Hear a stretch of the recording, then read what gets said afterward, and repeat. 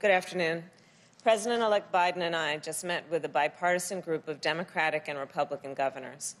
We talked about what we need to do to make free testing available for everyone, to make a free vaccine available for everyone, and to get this pandemic under control.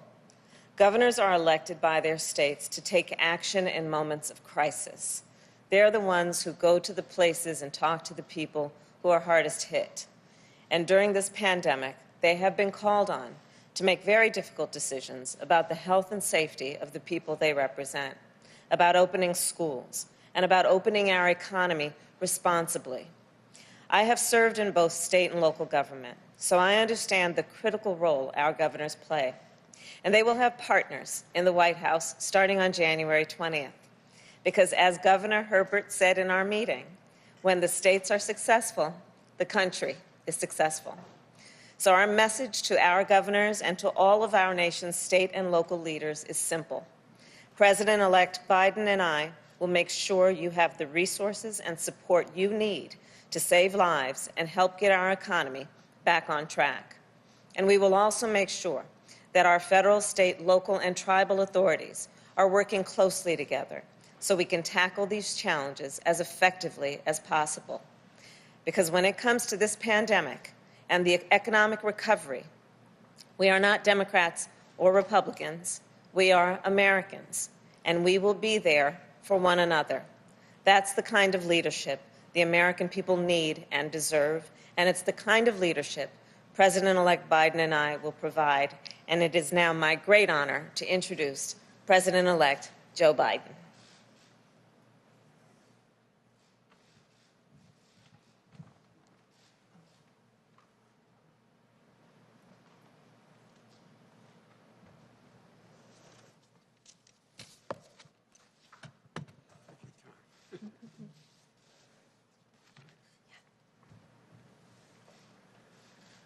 Hello, folks. Good afternoon. Thanks for your patience. The Vice President-elect and I, as this was pointed out, have just concluded a video conference with the executive leadership of the National Governors Conference. They included Governor Cuomo, New York, Governor Hutchinson, Governor Hogan, Governor Whitmer, Governor Ivey, Governor Polis, Governor Baker, Governor Lujan Grisham, Governor Herbert, and Governor Carney. And it was really a worthwhile undertaking. You know, they've had to make some really tough calls during this unprecedented crisis. And we're incredibly grateful for everything they've done and keep doing to try to keep their communities safe. Unfortunately, because of the lack of discernment, as they say, that's a fancy word these days, but until the head of the GSA says that we, in fact, our team, this transition team, our team, the senator and I, have in fact are the likely winners. And until she does that, we don't have access to all the information that we need to get from all the various agencies. We're not able to deal with everything from testing to guidance to the all-important issue of vaccine distribution, and even more importantly, vaccination plan to actually get vaccinations. We haven't been able to get into Operation Warp Speed, but we will take what we've learned today and build it into our planning. The country is still in a crisis, and there's a dark winter still ahead. Yesterday, America reached another tragic milestone, 250,000 deaths. 250,000 people died due to COVID-19. And there are empty chairs and dining room tables were filled just days and weeks ago with loved ones, family, friends who laughed and talked together. To those families and friends that are left behind, Jill and I send our love and our prayers. We know, like many of you do, how tough it is to find purpose in the memory of a loved one you've just lost. It'll take time, but you'll find it. You'll find it. And you'll find your purpose as we're going to find our purpose for our nation as a nation now. I promise you that. And I promise you that we'll work together. There's a great meeting we had today. All the governors, no matter their political party, whether they're from wherever part of the country they represented, no matter their political philosophy, shared a strong an abiding sense of a common purpose. There was a real desire for a real partnership between the states and the federal government. Each of the governors emphasized that we might be Democrats and Republicans, but we're all Americans first. They congratulated us heartily for our win. What really pleased me most was that the governors made clear that beating COVID-19 is going to require all of us working together as one country. Kamala and I agree. We were deeply impressed with how much consensus there was, how to move forward among the governors. What we need to do now is how we need to do it. How are we going to do it?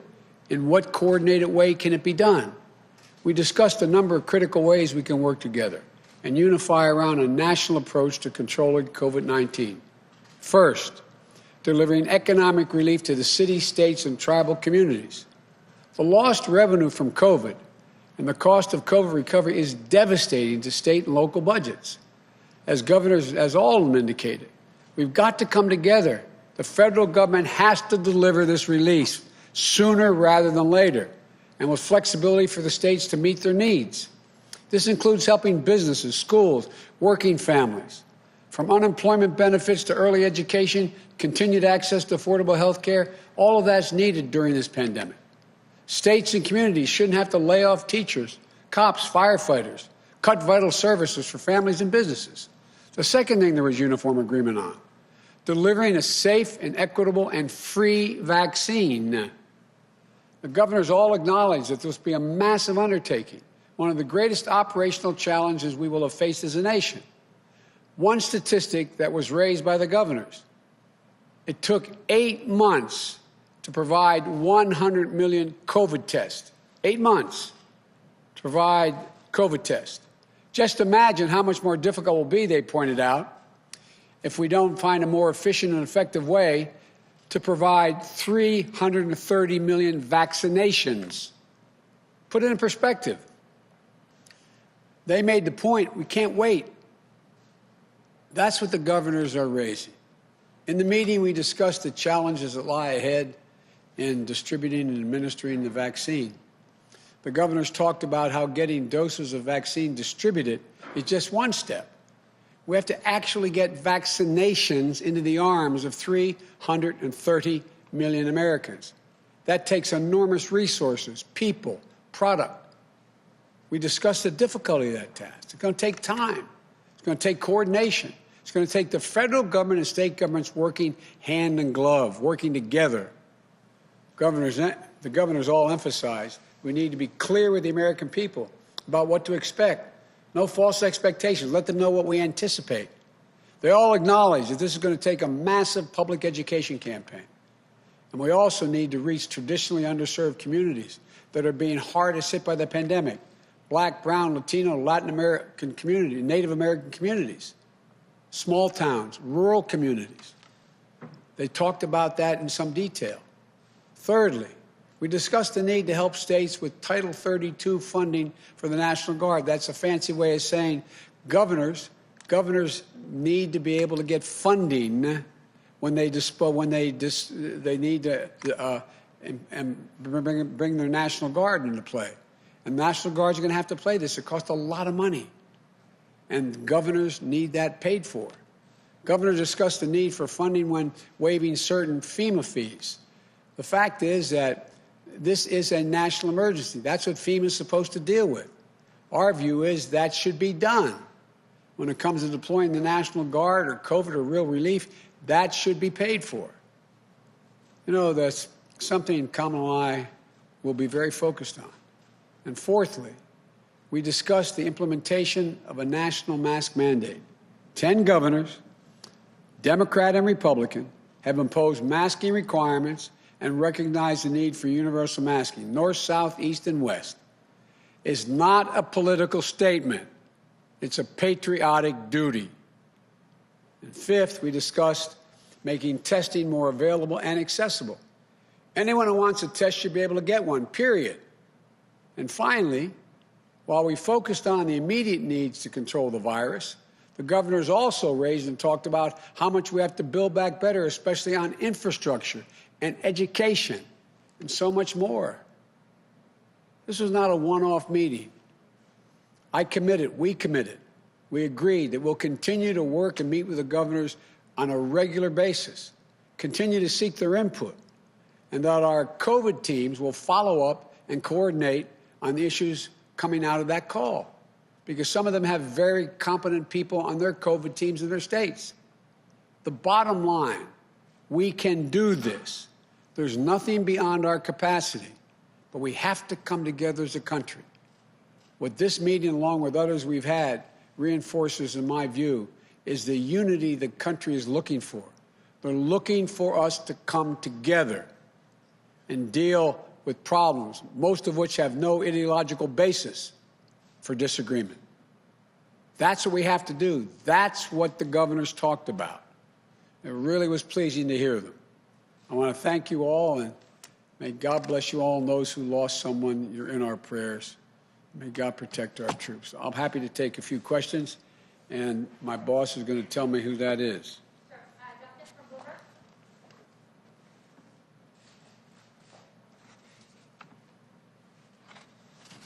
Thank you, Mr. President-elect. I know you mentioned the economic impact and talked a bit about the relief package you wanted, but I was wondering if we could talk about things that you'll be able to do just as president, or what will sort of govern your decision in terms of the economy. So I was wondering if I could ask what kind of framework you're thinking about as you decide about a Treasury Secretary going forward. Whether you would consider, you had said during the debates that you wanted to punish China over the way that they've been acting, whether that could include economic sanctions or tariffs towards China. And finally, do you think a strong dollar helps or hurts the U.S. as we're grappling with historic unemployment? Well, look, let me try to take them one at a time. You'll soon hear my choice for Treasury. I've made that decision. We've made that decision. And you'll hear that either just before or just after Thanksgiving, number one. And you'll find it is someone who I think will be accepted by all elements of the Democratic Party, from the progressive to the moderate coalitions. Secondly, it's not so much about punishing China. It's about making sure China understands they got to play by the rules. It's a simple proposition. And so that's one of the reasons why we're going to rejoin the World Health Organization. We're going to rejoin on day one as well, and it needs reform, I acknowledge, and rejoin the Paris Climate Accord.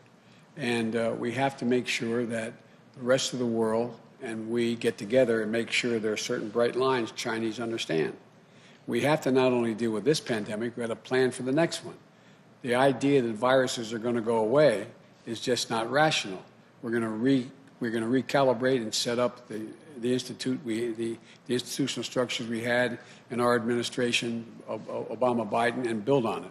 And what was your third question? It was about the dollar, sir, whether you think a strong dollar will help or hurt with unemployment, or generally just how you'd like the Federal Reserve to sort of approach the... Well, quite frankly, the way the Federal Reserve has been approaching dealing with the dollar I think, has been in a positive direction. Our interest rates are as low as they have been in modern history, and I think that is a positive thing. It lends credence to the possibility of us being able to expend the money and deficit spend in order to be able to generate economic growth right off the bat. And so I think it's been positive so far. Thank you.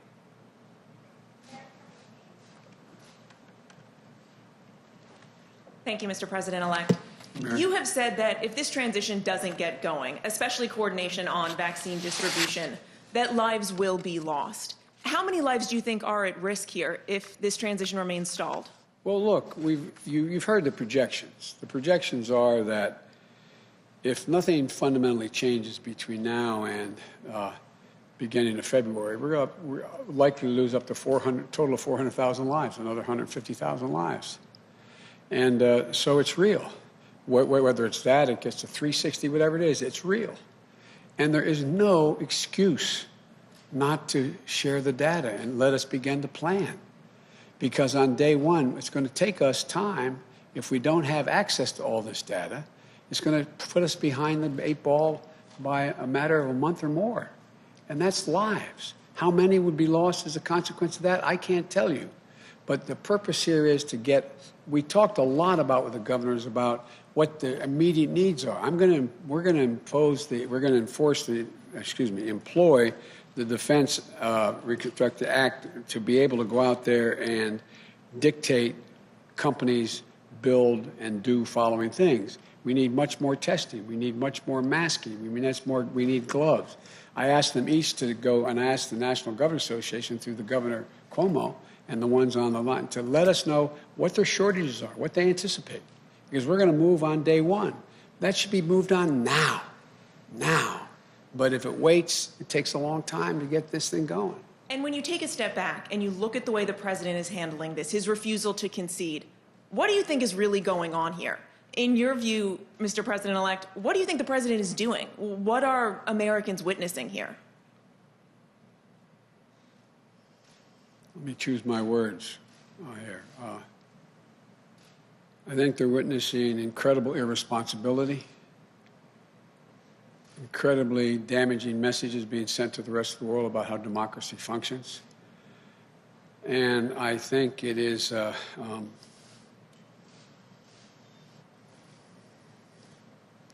well, I don't know his motive, but I just think it's totally irresponsible. Are you concerned he may succeed, that people may question the legitimacy of your administration? No, I'm not concerned. The vast majority of the American people, they've already, all the polling data has indicated, although the Republicans who worry about it is higher, but over 78% of the American people believe it's, without question, it's legitimate. I just think it's, and I think most of the Republicans I've spoken to, including some of the governors, think this is debilitating. It's not it sends a horrible message about who we are as a country.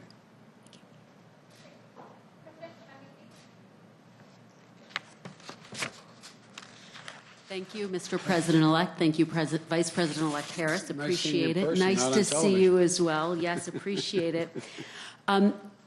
You have said that lives could be lost if you don't start getting briefings from the Trump administration. And now here we are, more than 250,000 lives could be lost. Given that, how do you justify not taking legal action to get the briefings that you say are critical, that you say you need?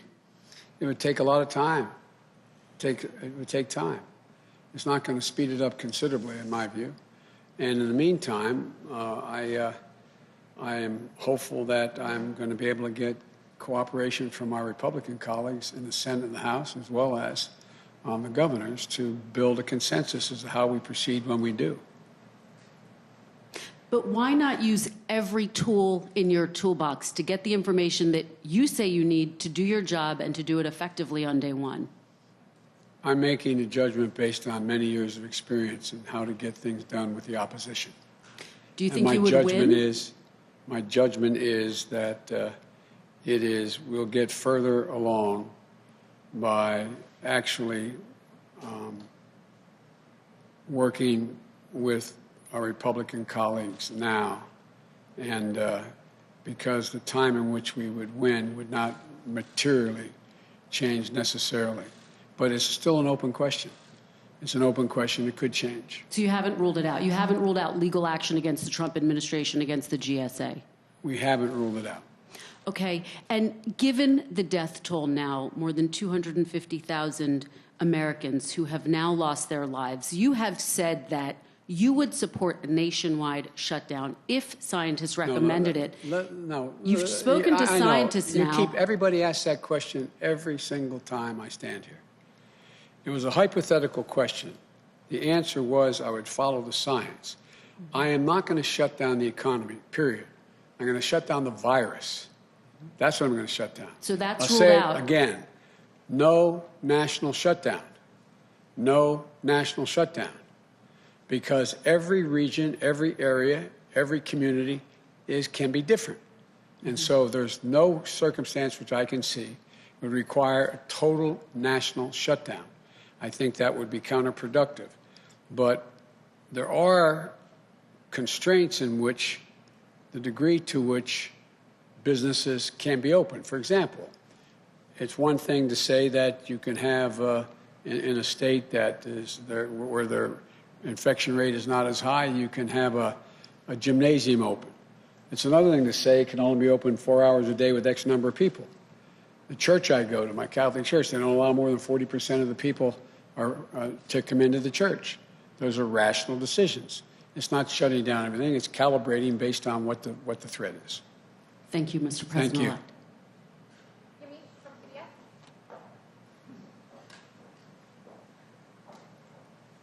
Thank you, Mr. Vice President-elect, and thank you, Mr. President-elect and Vice President-elect Harris. A question for you first, which is, what do you make of the fact that the president is having these calls with Michigan county officials amid his bid to overturn the election? He's going to be having also Michigan Republican legislators at the White House tomorrow. Is anything that he's doing making you rethink your strategy? I know you say that you don't want to have legal action right now. And what do you say to Americans, especially immigrant Americans who came to the United States looking for political stability and seeing all of the things that the president is doing? Hang on, I'm on my way. That's what I say to them, not a joke. And what the president's doing now is really it's going to be another incident where he will go down in history as being one of the most irresponsible presidents in American history. It's just out of the, not even within the norm at all. There's questions whether it's even legal.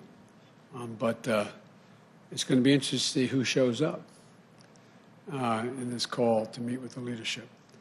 And this is going to, we've won Michigan. It's going to be certified. We're going to end up making clear that making clear that we won. And but it just, it's hard to fathom how this man thinks. And it's hard to fathom. I'm confident he knows he hasn't won and is not going to be able to win, and we're going to be sworn in on January 20th. And I just, but far from me to question his motive. It's just outrageous what he's doing. But as he ups the things that he's doing, calling officials, is it making you rethink your strategy at all? Is there anything that he would be doing that would make you say, okay, we really have to go to court now? Or are you still watching what he's doing and saying we can still kind of wait and see what happens? I'm not going to rule anything out or anything in, but at the moment, the strategy is not changing. And if I could ask a question to the Vice President-elect, would that be Sure. okay? Vice President-elect Harris, you talked about your state experience. My question is there anything that you heard from governors today that made you specifically concerned about vulnerable populations, especially as I talk to Americans who say, I don't have the privilege to work from home. I don't have the privilege to social distance if I'm living in a house with multi-generations. Did you hear anything that concerns you specifically, and what can we do for them as a country? Well, as the President-elect shared with everyone, we heard a lot from the governors, including that. Including the concern that African Americans, Latinos, Native Americans, people who live in rural communities, people who, as groups of people, have historically been under-resourced and underserved. And so there was consensus among the governors, bipartisan consensus, that our federal strategy should reflect those concerns in a way that we support the states with the resources they'll need to get to the folks who have been often overlooked or ignored. And the President-elect, I think, has made it very clear that it's one of our highest priorities to support that. As you may know, in the Senate, I actually led what we called a Racial Disparities Task Force. And that approach is something that we will be incorporating in our administration to ensure that all people have equal access to resources, but also taking into account equitable distribution of resources based on need. Thank you, President-elect Biden. Let me add to that. One important thing to understand is there is and we've talked a lot about this, and we talked about it when I was running, seeking the nomination as well. And that is that the idea of the brown, black, Asian American, Native American communities are always the first ones hit the hardest and the last ones who are brought back. We're going to flip that around. It's going to be really important to determine priorities based upon access to the information that's available, access to everything from the vaccine to other opportunities to be able to deal with helping the country, part of the country that hurt the worst. 3 times as many African Americans have died than white Americans died from COVID. So there has to be a prioritization. That's what I'd like to know exactly what this administration has in mind in terms of their Operation Warp Speed and how they plan it. And that's what we talked about with the governors today. They all mentioned the need to focus on the communities that have been left behind, particularly Governor Cuomo. It's one thing if, for example, vaccines are distributed to all the Walgreens of America. No criticism of Walgreens, but there's a lot of those facilities that aren't in rural communities and are not in poor communities, African American, Latino communities. So we've got to make sure there's access for them. Thank you so much. Okay, thank you.